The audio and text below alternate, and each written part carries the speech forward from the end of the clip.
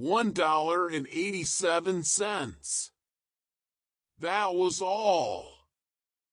She had put it aside, 1 cent and then another, in her careful buying of meat and other food. Della counted it 3 times.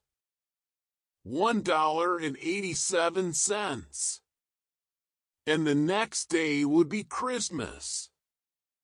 There was nothing to do but fall on the bed and cry.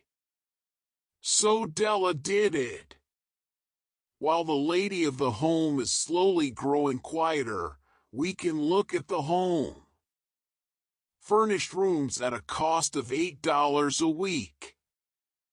There is little more to say about it. In the hall below was a letterbox too small to hold a letter. There was an electric bell, but it could not make a sound. Also there was a name beside the door, Mr. James Dillingham Young. When the name was placed there, Mr. James Dillingham Young was being paid $30 a week. Now, when he was being paid only $20 a week, the name seemed too long and important.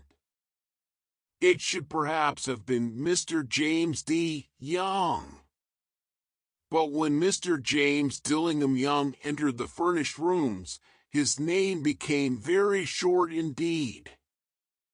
Mrs. James Dillingham Young put her arms warmly about him and called him Jim. You have already met her. She is Della. Della finished her crying and cleaned the marks of it from her face. She stood by the window and looked out with no interest. Tomorrow would be Christmas Day, and she had only $1.87 with which to buy Jim a gift. She had put aside as much as she could for months, with this result. $20 a week is not much. Everything had cost more than she had expected. It always happened like that. Only $1.87 to buy a gift for Jim. Her Jim! She had had many happy hours planning something nice for him. Something nearly good enough. Something almost worth the honor of belonging to Jim. There was a looking glass between the windows of the room. Perhaps you have seen the kind of looking glass that is placed in $8 furnished rooms. It was very narrow. A person could see only a little of himself at a time. However, if he was very thin and moved very quickly, he might be able to get a good view of himself. Della, being quite thin, had mastered this art. Suddenly she turned from the window and stood before the glass. Her eyes were shining brightly, but her face had lost its color. Quickly she pulled down her hair and let it fall to its complete length. The James Dillingham Youngs were very proud of 2 things which they owned. One thing was Jim's gold watch. It had once belonged to his father. And, long ago, it had belonged to his father's father. The other thing was Della's hair. If a queen had lived in the rooms near theirs, Della would have washed and dried her hair where the queen could see it. Della knew her hair was more beautiful than any queen's jewels and gifts. If a king had lived in the same house, with all his riches, Jim would have looked at his watch every time they met. Jim knew that no king had anything so valuable. So now Della's beautiful hair fell about her, shining like a falling stream of brown water. It reached below her knee. It almost made itself into a dress for her. And then she put it up on her head again, nervously and quickly. Once she stopped for a moment and stood still while a tear or two ran down her face. She put on her old brown coat. She put on her old brown hat. With the bright light still in her eyes, she moved quickly out the door and down to the street. Where she stopped, the sign said, Mrs. Sofferny. Hair articles of all kinds. Up to the second floor Della ran, and stopped to get her breath. Mrs. Sofferny, large, too white, cold-eyed, looked at her. "Will you buy my hair?" asked Della. "I buy hair," said Mrs. Sofferny. "Take your hat off and let me look at it." Down fell the brown waterfall. $20, said Mrs. Sofferny, lifting the hair to feel its weight. "Give it to me quick," said Della. Oh, and the next 2 hours seemed to fly. She was going from one shop to another to find a gift for Jim. She found it at last. It surely had been made for Jim and no one else. There was no other like it in any of the shops, and she had looked in every shop in the city. It was a gold watch chain, very simply made. Its value was in its rich and pure material. Because it was so plain and simple, you knew that it was very valuable. All good things are like this. It was good enough for the watch. As soon as she saw it, she knew that Jim must have it. It was like him. Quietness and value, Jim and the chain both had quietness and value. She paid $21 for it. And she hurried home with the chain and 87 cents. With that chain on his watch, Jim could look at his watch and learn the time anywhere he might be. Though the watch was so fine, it had never had a fine chain. He sometimes took it out and looked at it only when no one could see him do it. When Della arrived home, her mind quieted a little. She began to think more reasonably. She started to try to cover the sad marks of what she had done. Love and large-hearted giving, when added together, can leave deep marks. It is never easy to cover these marks, dear friends, never easy. Within 40 minutes her head looked a little better. With her short hair, she looked wonderfully like a schoolboy. She stood at the looking-glass for a long time. "If Jim doesn't kill me," she said to herself, "before he looks at me a second time, he'll say I look like a girl who sings and dances for money." Well, what could I do? Oh! What could I do with $1.87? At 7, Jim's dinner was ready for him. Jim was never late.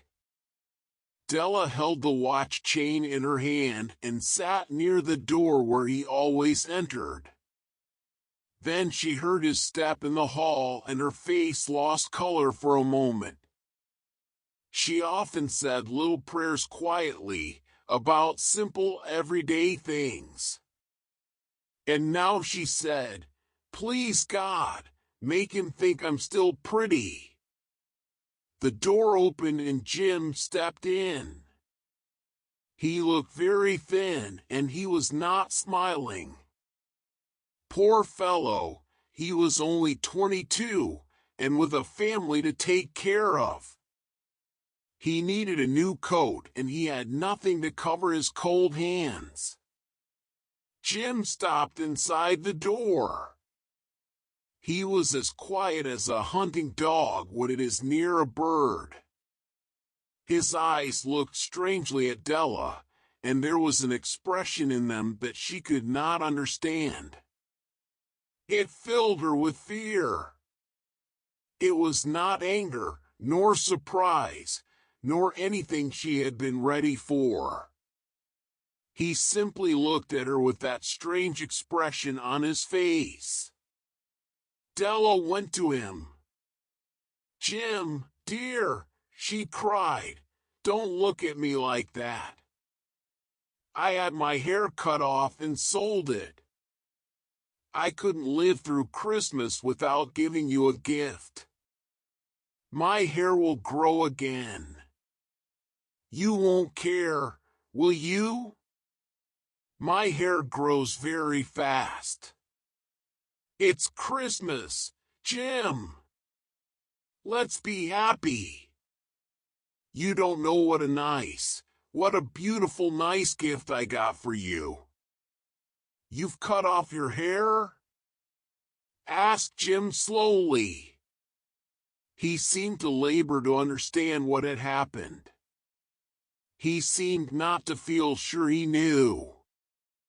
"Cut it off and sold it," said Della. "Don't you like me now? I'm me, Jim. I'm the same without my hair." Jim looked around the room. "You say your hair is gone?" he said. "You don't have to look for it," said Della. "It's sold. I tell you, sold and gone, too.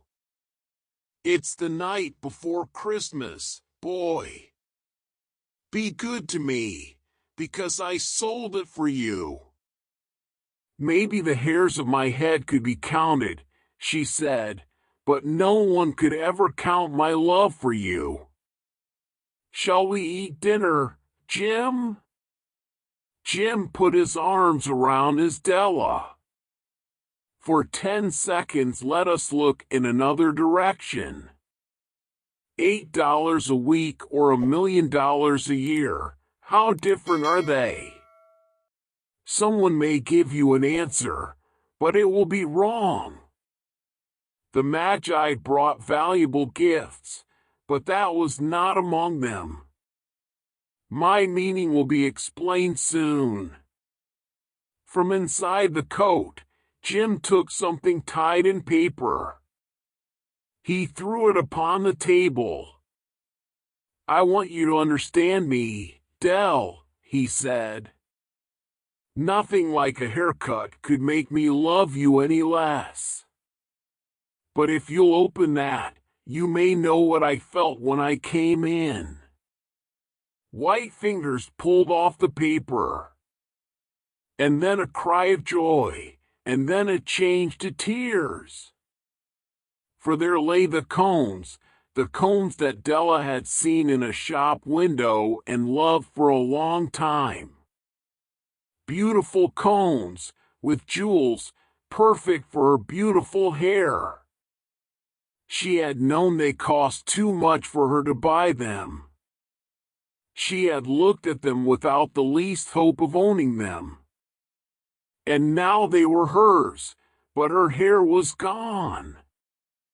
But she held them to her heart, and at last was able to look up and say, "My hair grows so fast, Jim." And then she jumped up and cried, "Oh, oh." Jim had not yet seen his beautiful gift. She held it out to him in her open hand. The gold seemed to shine softly as if with her own warm and loving spirit. "Isn't it perfect, Jim? I hunted all over town to find it. You'll have to look at your watch 100 times a day now. Give me your watch. I want to see how they look together." Jim sat down and smiled. "Della," said he, "let's put our Christmas gifts away and keep them a while. They're too nice to use now. I sold the watch to get the money to buy the combs. And now I think we should have our dinner." The Magi, as you know, were wise men, wonderfully wise men, who brought gifts to the newborn Christ child. They were the first to give Christmas gifts. Being wise, their gifts were doubtless wise ones. And here I have told you the story of two children who were not wise.